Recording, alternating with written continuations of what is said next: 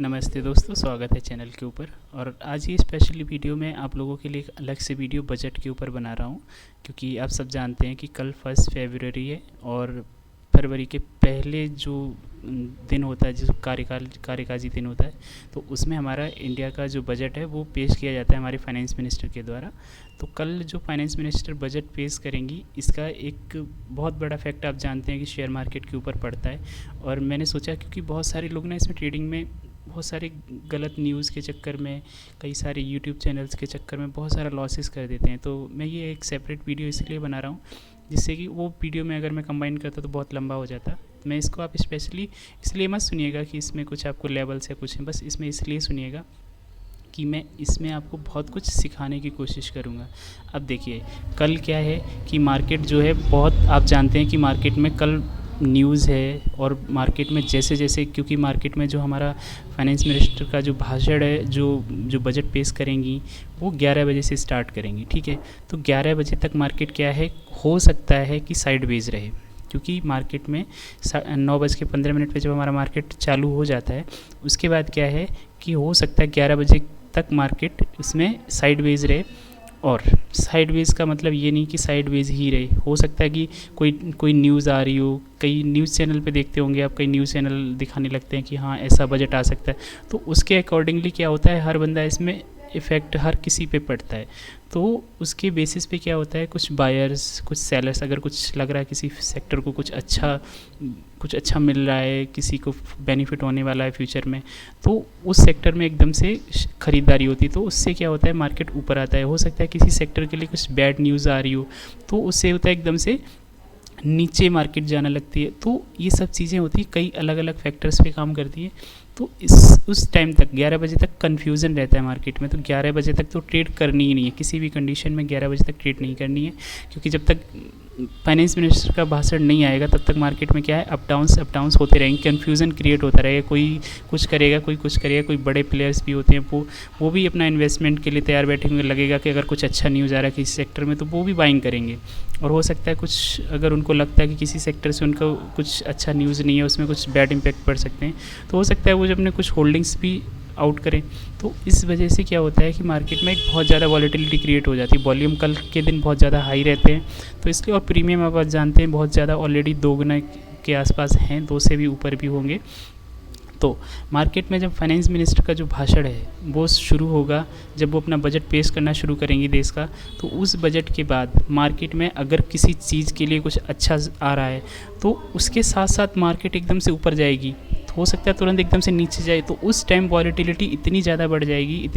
जाएगी कि आपसे संभाली नहीं जाएगी। हो सकता है 300 पॉइंट, 400 पॉइंट की भी कैंडल फॉर्म हो बैंक निफ्टी के अंदर हो सकता है 200 पॉइंट, 100 पॉइंट, 50 पॉइंट, ऐसी कैंडल फॉर्म होंगी। अगर आप सही डायरेक्शन में नहीं हो तो आपका एकदम से जो प्रीमियम है एकदम ज़ीरो दिखाएगा। तो जो बजट का जो इम्पैक्ट रहेगा वो लगभग 12:30-1 बजे तक रहेगा, जब तक बजट पूरी तरीके से, मतलब सारी चीज़ें क्लियर नहीं हो जाएंगी। तो कहने का मतलब है 1 बजे तक मार्केट में हाईली वॉलेटाइल मार्केट रहेगा। अगर आप बहुत ज़्यादा ट्रेड, मान के चलिए 20, 30, 40 लॉट में ट्रेड करते हैं, तो आप 11 बजे के बाद न्यूज़ के अकॉर्डिंगली उसमें थोड़ा बहुत डाल सकते हैं ट्रेड, बट उसमें ज़्यादा करने की ज़रूरत नहीं है, क्योंकि फिर उसमें क्या होगा ना कि 11 बजे, 11:30 बजे, 12 बजे वो न्यूज़ के साइड में, न्यूज़ की वजह से उसमें क्या रहता है ना कि फिर बहुत ज़्यादा एक मार्केट बजट का बहुत ज़्यादा इम्पैक्ट पड़ता है। तो जो प्रीमियम है ना, वो फिर क्या होगा, जब 12:30-1 बजे के बाद जब वॉल्यूम डाउन होना शुरू होगा, तो वॉल्यूम डाउन होने के बाद क्या, 12:30 बजे के बाद फिर उसमें एक बहुत ज़्यादा एकदम से तेज़ी से एकदम क्या होगा, वो प्रीमियम को डीके करने की कोशिश करेंगे। तो जो प्रीमियम आपको अभी 2 गुना 3 गुना रेट में दिख रहे हैं ना, वो प्रीमियम बहुत तेज़ी से, अगर मार्केट किसी भी डायरेक्शन में जाती है, तो उसके अपोजिट डायरेक्शन के जो प्रीमियम है वो बहुत तेज़ी से फॉल होंगे। अगर वो 400 का 500 रुपये का प्रीमियम है, तो वो एकदम से गिरते गिरते एकदम से 50 रुपये का भी रह जाएगा। कहने का मतलब है कि डीके बहुत फास्ट होगा। तो इसलिए अगर आप 40-50 लॉट वाले बंदे हैं तो 1-2 लॉट में ही करना, और जो 1-2 लॉट वाले हैं तो वो 1 बजे तक तो बिल्कुल देखना ही मत, जब तक प्रीमियम का जो वैल्यू है वो पूरी तरीके से अपनी ओरिजिनल वैल्यू पे ना आ जाए तब तक नहीं करना। अगर मार्केट को मूव करना होगा ना, तो वो 1 बजे के बाद भी करेगी। तो जब मार्केट का पूरी तरीके से क्लियर हो जाए, आपको लगे कि मार्केट ऊपर के डायरेक्शन में है, तो आप ऊपर के डायरेक्शन के लिए बैठ सकते हैं, और अगर लगे मार्केट डाउन साइड की डायरेक्शन में है तो आप डाउन साइड के लिए बैठ सकते हैं। लेकिन उसका मतलब ये नहीं है कि आप पूरी तरीके से मतलब फाइटिंग करना शुरू कर दें कि हाँ पता चले कि एकदम से ऊपर नीचे और सारा 10-20-50 हज़ार जो आपने जोड़ जाड़ के डाला हो वो सारा का सारा ख़त्म कर दे। तो ये सब चीज़ें ना आपको बहुत बहुत समझ के कल ट्रेड करनी है। तो मेरा कहने का यही एक सिंपल सी वर्ड्स हैं कि आप मार्केट में सबसे सबसे सिंपल सी चीज़ ये है कि जो बहुत स्मॉल ट्रेडर हैं वो 1 बजे तक तो उसको देखें ही ना, मार्केट को देखते रहें और उस मोमेंटम में कहीं भी अट्रैक्ट ना हो जाएं, क्योंकि वो कैंडल्स अच्छी दिखेंगी, मुझे पता है बहुत अच्छी लगती हैं, वो एकदम से बड़ी बड़ी कैंडल्स वॉलेटिलिटीज होती है वो दिखती है, लेकिन अगर आप अपोजिट में हो तो वो आपके लिए कितनी खतरनाक होगी वो आप जानते हो। जिन्होंने लास्ट ईयर के सेशन में अगर बजट वाले दिन अगर किसी ने ट्रेड किया होगा तो उसे पता होगा कि उसने 1 लाख रुपये 2 लाख रुपये का जीरो कितनी आसानी से किया था, क्योंकि मार्केट पूरे दिन साइडवेज रह गई थी। तो इसलिए कल आप बजट के उस झमेले में मत फंस जाना कि आपको उसमें अपना प्रीमियम नहीं खोना है। सबसे पहली चीज़, अगर आपको मार्केट कभी 1 बजे के बाद कोई लग रहा है, कोई सही सा डायरेक्शन, कोई अच्छा प्राइस एक्शन बनता हुआ दिख रहा है, तो मार्केट में एक ट्रेड बना सकते हो और फिर उसको होल्ड करना लंबा। फिर उसमें अगर आपने बनाई है तो आपने अगर और पॉइंट में उसमें वैल्यू जो है वो 40-50-60 पॉइंट से ऊपर का कल स्टॉप लॉस मत रखना और उसको होल्ड फिर लंबा रखना। अगर वो 60 पॉइंट का स्टॉप लॉस नहीं कटता है तो फिर आपको एक सेटअप के ऊपर बनाना है। ऐसा नहीं कि आप कहीं पे भी 60 पॉइंट का स्टॉप लॉस दो और घुस जाओ, ऐसा नहीं, कोई अच्छा सेटअप बन रहा हो प्राइस एक्शन के अकॉर्डिंगली, तो स्विंग के अकॉर्डिंग आप ट्रेड बना सकते हो। और फिर उसको स्टॉप लॉस को या तो फिर स्टॉप लॉस लेके जाना 50-60 पॉइंट का, और या फिर कम से कम फिर 400-500 पॉइंट का